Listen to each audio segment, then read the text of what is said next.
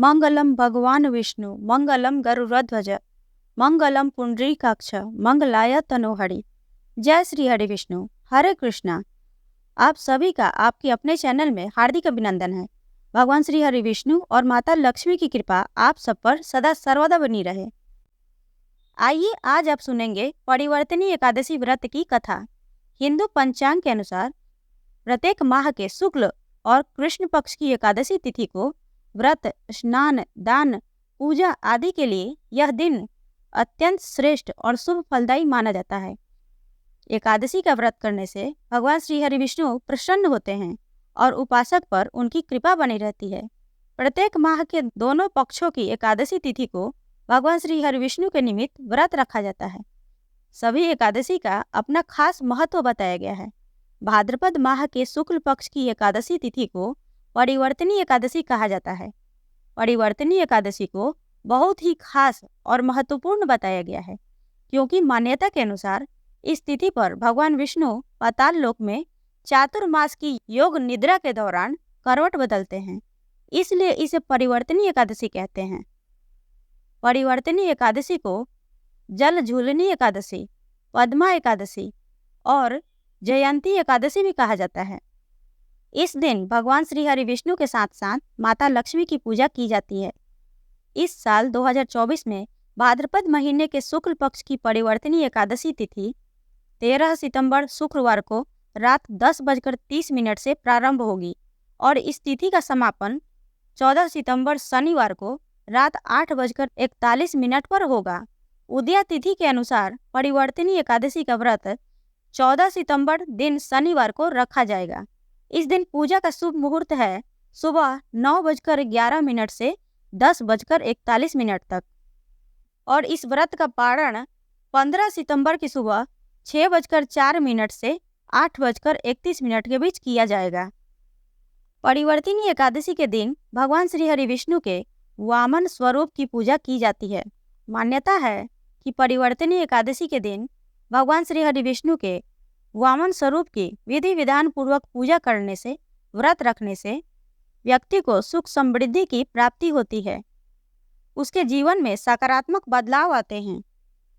इस दिन व्रत रखने से समस्त प्रकार के पापों से मुक्ति मिलती है और अंत में मोक्ष की प्राप्ति होती है। इस परिवर्तनी एकादशी की कथा का श्रवण मात्र से 1000 अश्वमेध यज्ञ करने जितना फल प्राप्त होता है। तो आइए जगत के पालनहार भगवान श्री हरि विष्णु और माता लक्ष्मी का मन में ध्यान करते हुए परिवर्तनी एकादशी व्रत कथा का श्रवण करते हैं। प्रेम से बोलिए लक्ष्मीपति की जय। परिवर्तनी एकादशी व्रत कथा। एक समय की बात है, धर्मराज युधिष्ठिर कहने लगे कि हे भगवान, भाद्रपद शुक्ल एकादशी का क्या नाम है, इसकी विधि तथा इसका महात्म्य कृपा करके कहिए। तब भगवान श्री कृष्ण कहने लगे कि इस पुण्य, स्वर्ग और मोक्ष को देने वाली तथा सब पापों का नाश करने वाली उत्तम वामन एकादशी का महात्म्य मैं तुमसे कहता हूँ, तुम ध्यान पूर्वक सुनो। यह पद्मा तथा परिवर्तनी एकादशी जयंती एकादशी भी कहलाती है। इसका यज्ञ करने से वाजपेयी यज्ञ का फल मिलता है। पापियों का पाप नाश करने के लिए इससे बढ़कर कोई उपाय नहीं। जो मनुष्य इस एकादशी के दिन मेरी वामन रूप की पूजा करता है, उससे तीनों लोक पूज्य हो जाते हैं। अतः मोक्ष की इच्छा करने वाले मनुष्य इस व्रत को अवश्य करें। जो कमल नयन भगवान का कमल से पूजन करते हैं, वे अवश्य भगवान के समीप जाते हैं। जिसने भाद्रपद शुक्ल एकादशी को व्रत और पूजन किया, उसने ब्रह्मा विष्णु सहित तीनों लोकों का पूजन किया। अतः हरिवासर अर्थात एकादशी का व्रत अवश्य करना चाहिए। इस दिन भगवान करवट लेते हैं, इसलिए इसको परिवर्तनी एकादशी कहते हैं। भगवान के वचन सुन युधिष्ठिर बोले कि हे भगवान, मुझे अति संदेह हो रहा है कि आप किस प्रकार सोते हैं और करवट लेते हैं तथा किस तरह राजा बलि को बांधा और वामन रूप लेकर क्या क्या लीलाएं की। चातुर्मास के व्रत की क्या विधि है तथा आपके शयन करने पर मनुष्य का क्या कर्तव्य है, सो आप मुझसे विस्तार पूर्वक कहिए। श्री कृष्ण कहने लगे कि हे राजन, अब आप सब पापों को नष्ट करने वाली कथा का श्रवण करें। त्रेता युग में बलि नामक एक दैत्य था। वह मेरा परम भक्त था। विविध प्रकार के वेद सूक्तों से मेरा पूजन किया करता था और नित्य ही ब्राह्मणों का पूजन तथा यज्ञ के आयोजन करता था। लेकिन इंद्र से द्वेष के कारण उसने इंद्रलोक तथा सभी देवताओं को जीत लिया। इस कारण सभी देवता एकत्र होकर सोच विचार कर भगवान के पास गए। बृहस्पति सहित इंद्रादिक देवता प्रभु के निकट जाकर और नतमस्तक होकर वेद मंत्रों द्वारा भगवान का पूजन और स्तुति करने लगे। अतः मैंने वामन रूप धारण करके 5वां अवतार लिया और फिर अत्यंत तेजस्वी रूप से राजा बलि को जीत लिया। इतनी वार्ता सुनकर राजा युधिष्ठिर बोले कि हे जनार्दन, आपने वामन रूप धारण करके उस महाबली दैत्य को किस प्रकार जीता? श्री कृष्ण कहने लगे, मैंने वामन रूपधारी ब्रह्मचारी बनकर बलि से 3 पग भूमि की याचना करते हुए कहा कि ये मुझको 3 लोकों के समान है और हे राजन, यह तुमको अवश्य ही देनी होगी। राजा बलि ने इसे तुच्छ याचना समझकर 3 पग भूमि का संकल्प मुझको दे दिया और मैंने अपने त्रिविक्रम रूप को बढ़ाकर यहाँ तक कि भूलोक में पद, भूअलोक में जंघा, स्वर्गलोक में कमर, महलोक में पेट, जनलोक में हृदय, यमलोक में कंठ की स्थापना कर सत्यलोक में मुख, उसके ऊपर मस्तक स्थापित किया। सूर्य, चंद्रमा आदि सब ग्रह गण, योग नक्षत्र, इंद्रादिक देवता और शेष आदि सब नागगणों ने विविध प्रकार के वेद सूक्तों से प्रार्थना की। तब मैंने राजा बलि का हाथ पकड़कर कहा कि हे राजन, एक पद से पृथ्वी, दूसरे से स्वर्गलोक पूर्ण हो गए। अब तीसरा पग कहाँ रखूं? तब बलि ने अपना सिर झुका लिया और मैंने अपना पैर उसके मस्तक पर रख दिया, जिससे मेरा वह भक्त पाताल को चला गया। फिर उसकी विनती और नम्रता को देखकर मैंने कहा कि हे बलि, मैं सदैव तुम्हारे निकट ही रहूंगा।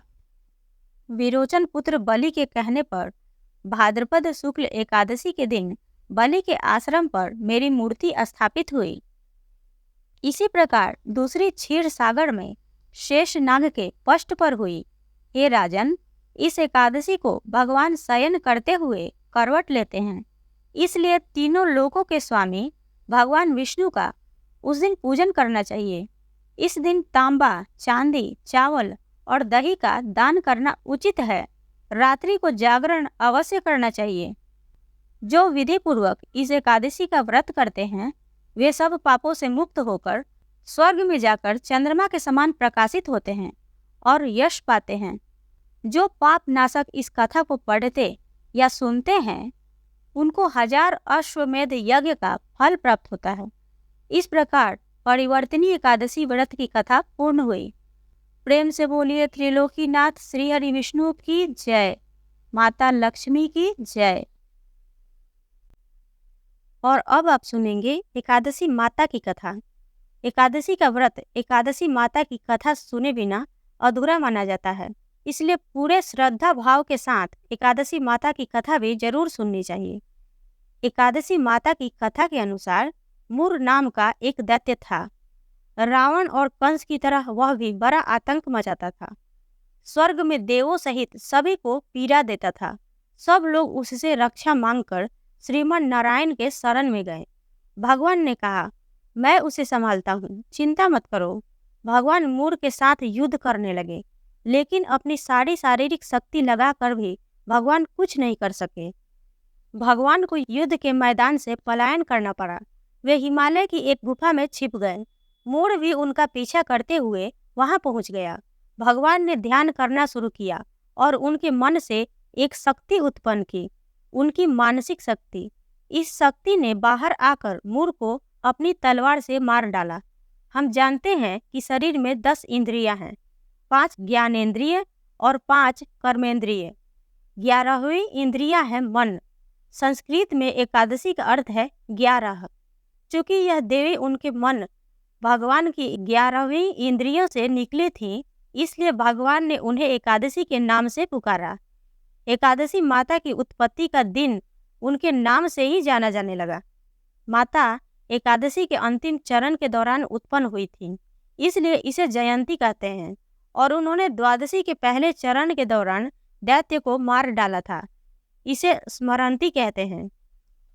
और अब जानते हैं कि एकादशी के दिन भोजन क्यों नहीं करना चाहिए। भगवान ने घोषणा की कि एकादशी के दौरान देवी के इस महान कार्य के कारण पूरे जगत में कोई भी पाप नहीं रहेगा। लेकिन पाप तो पहले से ही है। जब उसने यह सुना, पाप पुरुष आश्रय की तलाश में इधर उधर भागने लगा। एकादशी के दौरान वह कहाँ रहेगा? वह जहाँ भी गया, सभी ने उसे आश्रय देने से इनकार कर दिया। अंत में अन्न यानी भोजन ने एकादशी के दौरान उसे आश्रय देने के लिए सहमत हुआ। तो एकादशी के दौरान सभी पाप भोजन में आश्रय लेते हैं। जो कोई एकादशी के दौरान भोजन करता है, ये पाप उस व्यक्ति में प्रवेश करेंगे और रोग, समस्या, हानि, परेशानी इत्यादि बन जाएंगे। एकादशी देवी को विष्णु कन्या भी कहा जाता है, क्योंकि वह भगवान की मानस पुत्री हैं। उनकी मूर्ति पूरी जगन्नाथ मंदिर और द्वारका धाम में है। भगवान के धर्म की रक्षा के लिए जितने भी अवतार हैं, वे सभी एकादशी के दिन ही हुए हैं, इसलिए यह इतना पवित्र दिन है। इस प्रकार एकादशी माता की कथा पूर्ण हुई। प्रेम से बोलिए एकादशी माता की जय, भगवान विष्णु की जय। और आइए अब सुनते हैं राजा धर्मकीर्ति की कथा। मालव मुनि का भद्रशील नाम का एक पुत्र था। भद्रशील ने छोटी उम्र से ही एकादशी व्रत का पालन करना शुरू कर दिया। मुनि ने उन्हें ऐसा करने के लिए कभी नहीं कहा था। एक बार मुनि ने भद्रशील से पूछा कि उन्हें इस व्रत को करने किसने कहा है। भद्रशील ने कहा कि मैं कई जन्मों से एकादशी का व्रत करता आ रहा हूँ। आमतौर पर किसी को भी पिछला जन्म याद नहीं रहता। जब तक आप माँ के गर्भ में होते हैं, तब तक आपको अपने पिछले जन्मों की याद रहेगी, लेकिन जन्म से ठीक पहले यह स्मृति मिट जाती है। लेकिन भद्रशील को अपने पिछले जन्म की याद उस समय भी थी। यह एकादशी व्रत की शक्ति थी जिसका वे पालन करते थे। वे एक पूर्व जन्म में धर्मकीर्ति नामक राजा थे। धर्मकीर्ति बहुत क्रूर था, उसे कोई पसंद नहीं करता था। ऐसा कोई पाप नहीं था जो उसने नहीं किया हो। एक बार वह अपने सैनिकों के साथ शिकार पर गया। उसने एक हिरण को देखा और अपने सैनिकों को उस हिरण को चारों ओर से घेरने के लिए कहा। राजा ने कहा कि जो भी हिरण को भागने देगा, उसका पूरा परिवार मार डाला जाएगा। हिरण ने यह सुना और सोचा, बेचारे सैनिक, मैं उनमें से किसी को कुछ भी होने नहीं दूंगा। हिरण राजा के पास से निकल भागा। राजा ने हिरण का पीछा किया। सूर्यास्त होते राजा एक घने जंगल के अंदर फंस गया। हिरण कहीं दिखाई नहीं दे रहा था। राजा ने एक पेड़ के नीचे रात बिताई। उसने दिन भर में कुछ भी नहीं खाया था। उसे चारों ओर खतरनाक जानवरों के गुर्राने की आवाज सुनाई दे रही थी। वह रात भर सो नहीं सका। राजा ने डर से श्री हरि परमात्मा से प्रार्थना करना शुरू कर दिया। फिर सुबह होते ही उसकी मृत्यु हो गई।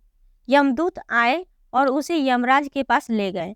यमराज ने पूछा, तुम लोग इन्हें यहाँ क्यों लाए हो? इनका स्थान वैकुंठ में भगवान महाविष्णु के बगल में है। लेकिन राजन, यह तो महापापी है। नहीं, वह सब चला गया। ये अब पवित्र है। जिस दिन उनकी मृत्यु हुई वह एकादशी का दिन था। उन्होंने दिन भर उपवास किया और रात में जागते हुए श्री हरि का स्मरण किया। उनके सारे पाप दूर हो गए, वे पवित्र हो गए। यमराज ने स्वयं एक स्वर्ण रथ बुलाया और राजा को वैकुंठ भेज दिया।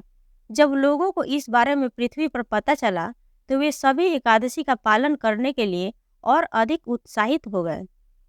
इस प्रकार एकादशी की कथा पूर्ण हुई। प्रेम से बोलिए भगवान श्री हरि विष्णु की जय, माता लक्ष्मी की जय, एकादशी माता की जय, सर्व देवी देवता की जय।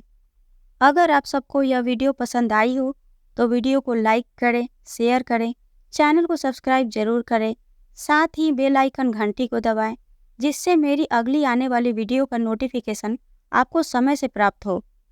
और कमेंट बॉक्स में हरे कृष्णा अवश्य लिखें। मिलते हैं अगले वीडियो में, तब तक के लिए जय श्री राधे।